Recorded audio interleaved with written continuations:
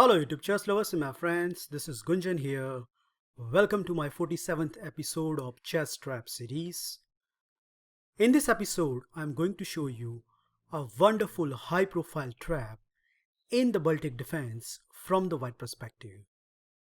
The critical position arises after the following opening move order: d4, d5, knight to f3, and now because white hasn't committed the move c4, black can take the advantage and play the move bishop to f5. So black planning of campaign is very obvious. He wants to play the move e6 c6 where his bishop is outside the pawn chain. Okay, we have some natural moves. c4, trying to destroy the center as well as looking for the queen b3 idea. So accordingly, e6 is not a good choice by the black. And that's why the majority of the games continue with c6, so that when white played the move queen to b3, which attacks on b7, black can simply defend everything with queen to b6.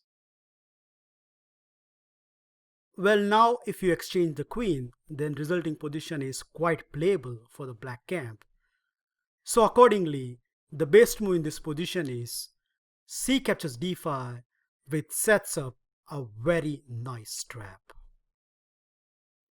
Well, here many black players has delighted because they can immediately destroy white pawn structure with queen captures b3, and after a captures b3, you can already see white has some fractured pawns on the b file, and since the queens are exchanged, this is a huge positional win by the black camp. Well, yes, to some extent it is true, but chess is a tricky game, and believe it or not, but now it is black who is really asking for the trouble.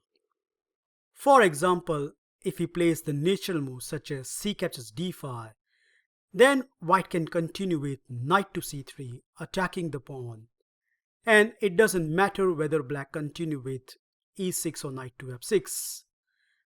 The next move is a killer one, knight to b5, looking at juicy c7 fork. And the most interesting part is, black can never play the move a6 and kick this knight out because a pawn is completely pinned down. So all in all, with this monster knight, this is a huge advantageous position for the white camp.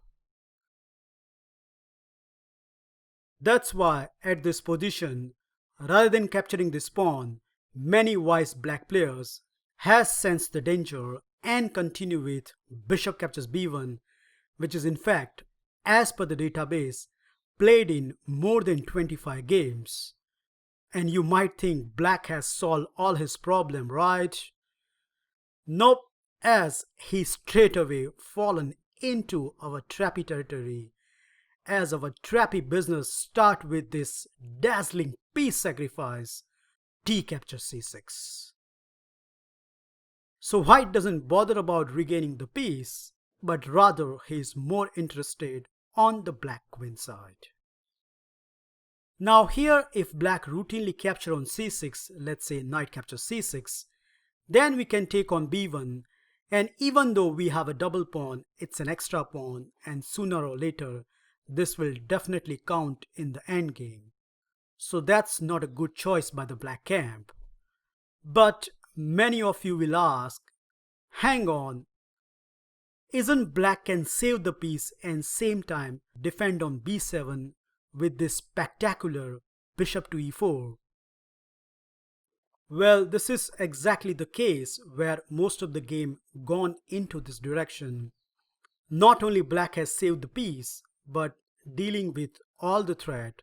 So now if c captures b7, then black has bishop captures b7, and if white continue with c7, then black can respond with knight to c6, saving all the threats.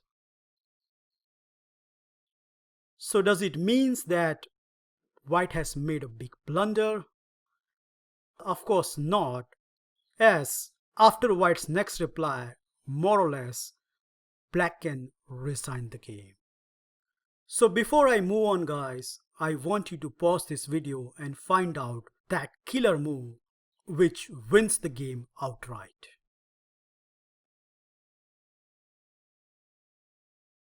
Are you ready? I hope you indeed see this deciding blow. Boom! What a move! Well, black rook doesn't have any square to go, so he has to accept this piece sacrifice by white.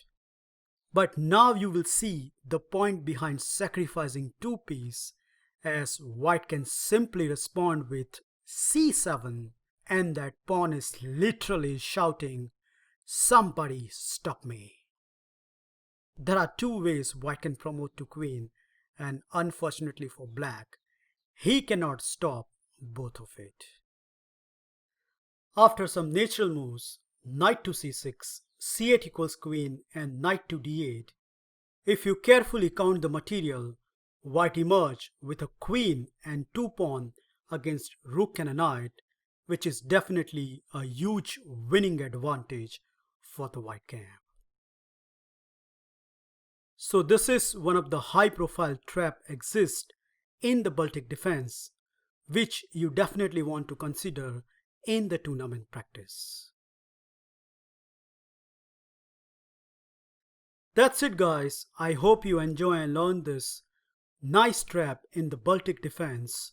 Remember, when your opponent continue with bishop captures b1, do not grab the piece, but give your opponent this root shock with d captures c6, and after the obvious move bishop to e4, the deciding blow rook captures a7 gives white an early victory just within the opening stage. Thank you for watching this video. Feel free to like, subscribe and comment, and I will meet you in my next episode very soon. Bye and take care.